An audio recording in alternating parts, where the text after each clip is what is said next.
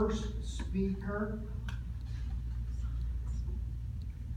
Charlie Bumbleear, My Vacation from Hell. Charlie Bumbleear.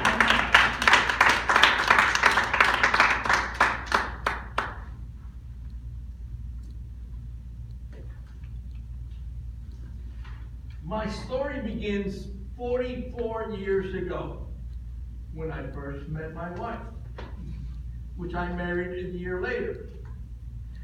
Now, when we got married, she was well aware that I was an open book, because I let her know all my faults.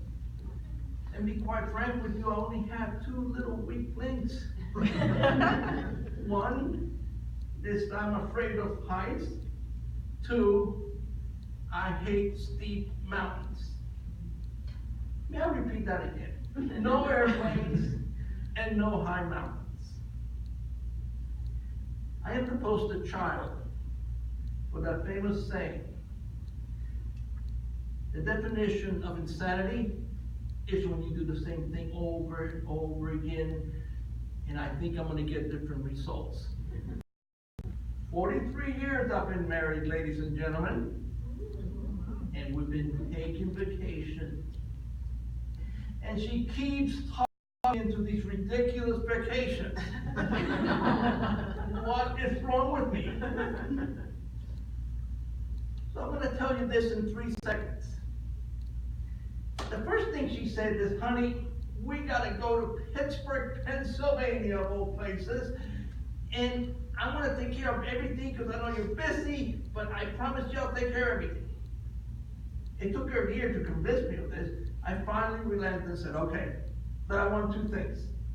I want a nice car rental with a big engine. That's 8 cylinders. You got that? Yes, sir.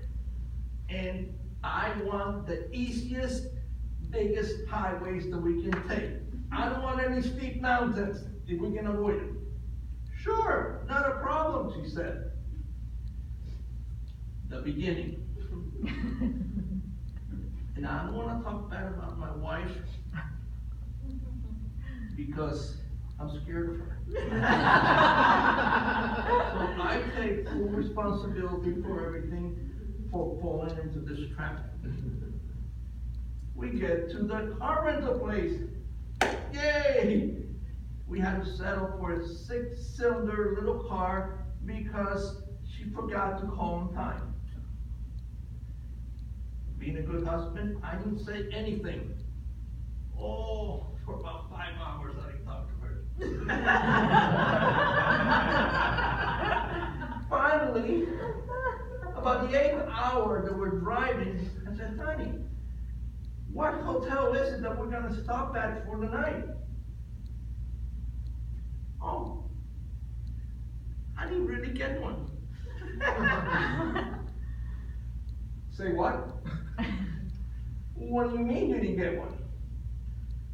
Honey, I thought to see how many hours we can put in so we can get to our auntie's house tomorrow instead of taking a 3rd day. Do you realize, woman, that means I have to drive in the night? In the mountains? What is wrong with you?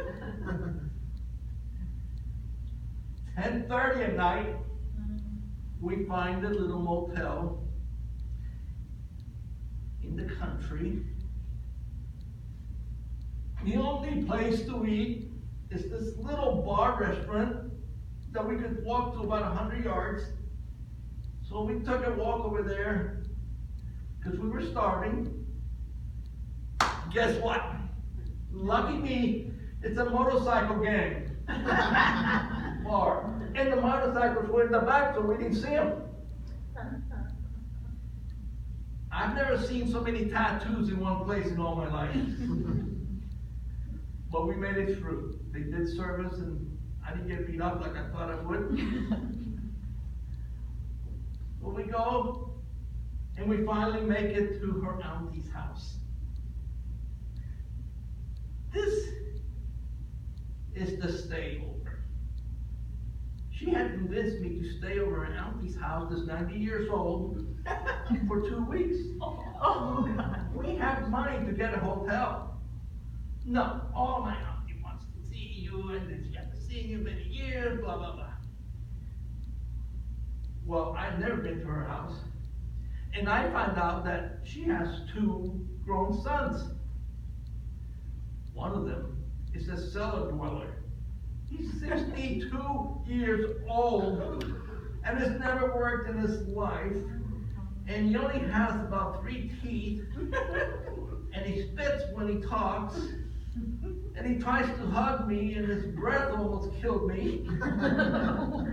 And he lives in the cellar, and is up 24 hours a day. And I told her, okay, time out after the second night. We gotta get this thing going because I'm going to a hotel, you can stay here. So she finally talked to her auntie, and her auntie doesn't even like her son. Wow. So she told him, shut that music off and close the door and don't make noise. Thankfully, he didn't talk to me the rest of the trip. That was great. My wife didn't talk to me for 2 days either, but it's okay. We go to see her first cousin that we went to see. He's up on the top of a mountain, and from here to half a mile is nothing but gravel steep. And that little car sliding up and down, and I don't curse, I want you to know. But on the way back was even better, because on the way home, she says to me, she's the navigator, oh, I'm gonna get you the best roads. She says, turn here. So I turned there. And within 50 yards, my eyeballs came out of my head, and I'm going, ah! Because it's straight down, and I could barely see the bottom of the hill. And then when we get to the bottom, it starts to curve and go left and right, and I'm going, I'm gonna die today, and you're going with me. And I have a semi behind me, so I can't slow down, because he's like 2 feet from my bumper. We did make it. So you know what? Here's my lesson. Shut up, because I know I'm going to do it again in 5 years.